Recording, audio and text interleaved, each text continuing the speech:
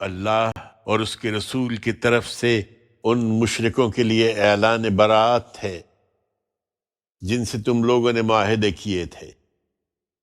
سوئے مشرکین عرب، اب ملک میں 4 مہینے اور چل پھر لو، اور جان رکھو کہ تم اللہ کو عاجز نہیں کر سکتے، اور یہ بھی کہ اللہ اپنے پیغمبر کا انکار کرنے والوں کو رسوا کر کے رہے گا۔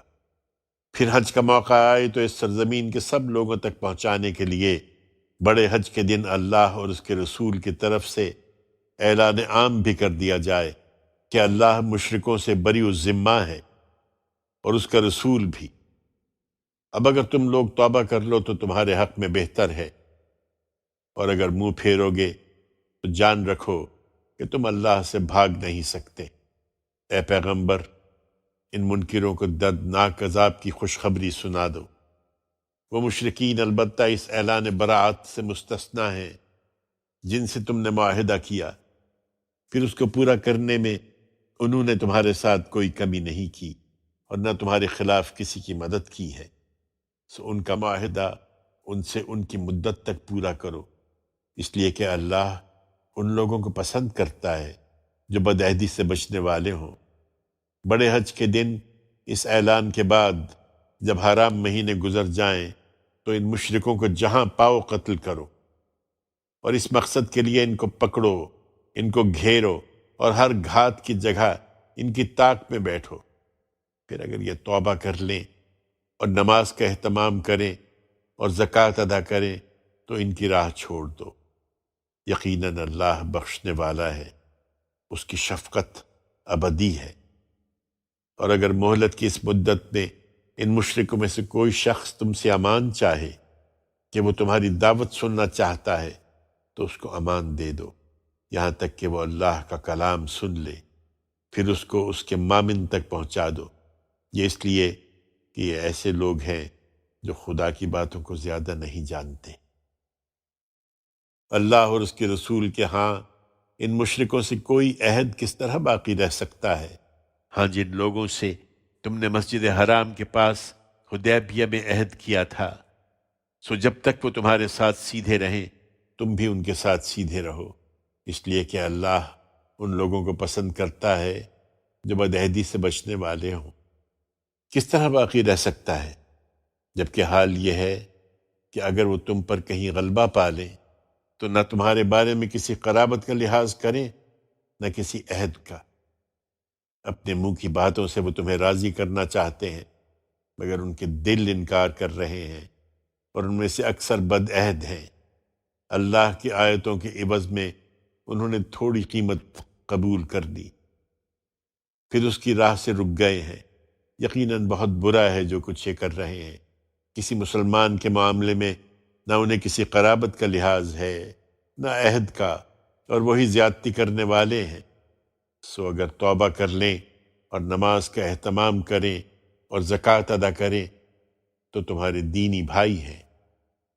ہم ان لوگوں کے لیے اپنی آیتوں کی تفصیل کیے دے رہے ہیں جو جاننا چاہتے ہوں، اور اس عہد کے بعد بھی جو انہوں نے کر رکھا ہے، اگر وہ اپنے قول و قرار توڑ ڈالیں اور تمہارے دین میں عیب لگائیں تو کفر کے ان سرخیلوں سے بھی لڑو۔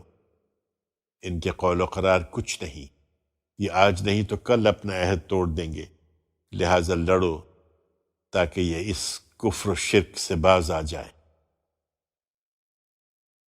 ایمان والو، کیا اب بھی ان لوگوں سے نہیں لڑو گے جنہوں نے اپنے قول و قرار توڑ دیے ہیں اور اس سے پہلے رسول کو اس کے وطن سے نکالنے کی جسارت بھی کر چکے ہیں، اور وہی ہیں جنہوں نے تم سے جنگ چھیڑنے میں پہل کی ہے؟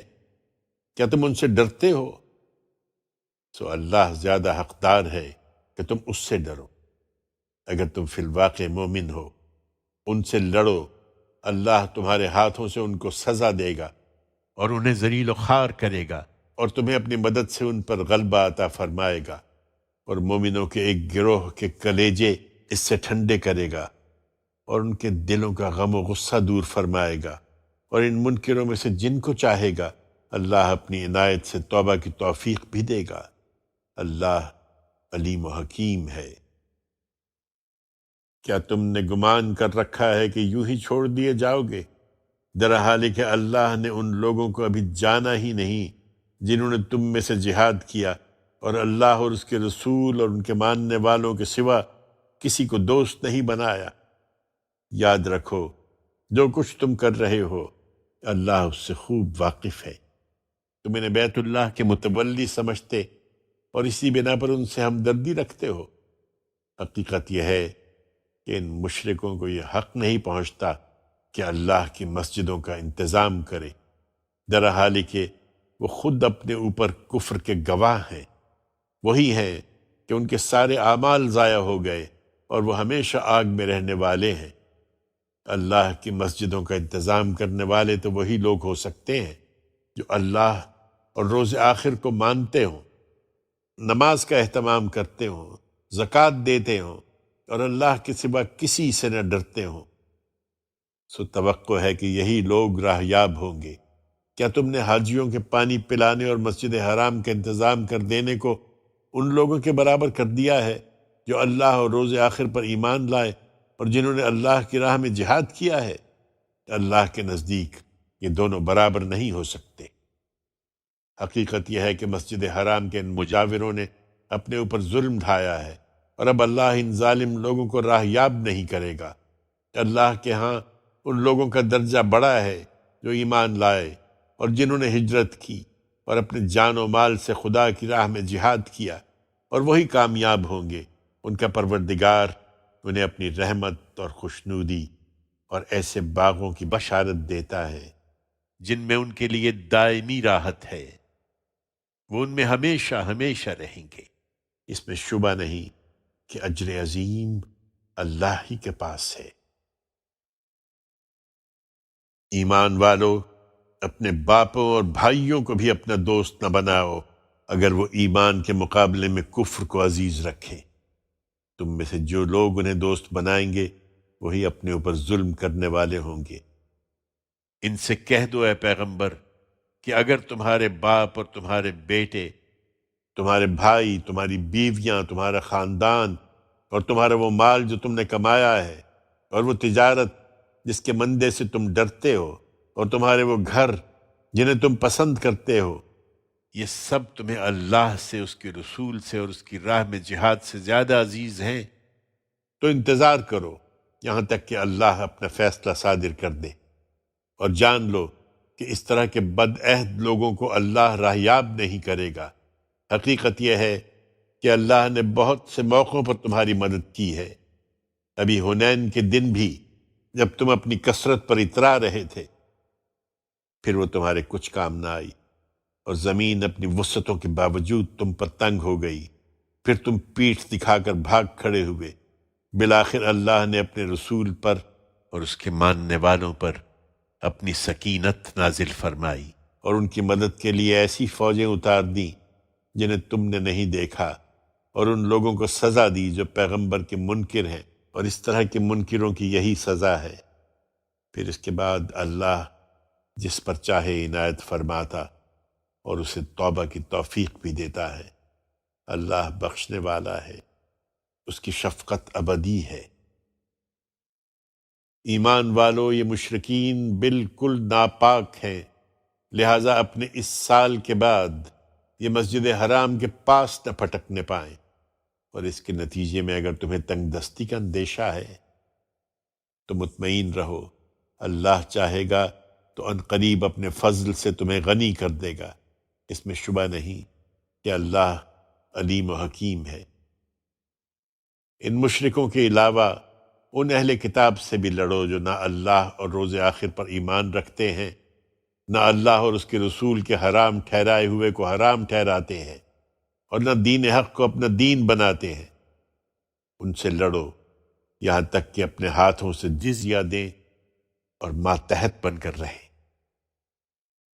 ان کا دین اب یہی ہے کہ یہودی کہتے ہیں کہ عزیر خدا کے بیٹے ہیں، اور نصارہ کہتے ہیں کہ مسیح خدا کے بیٹے ہیں۔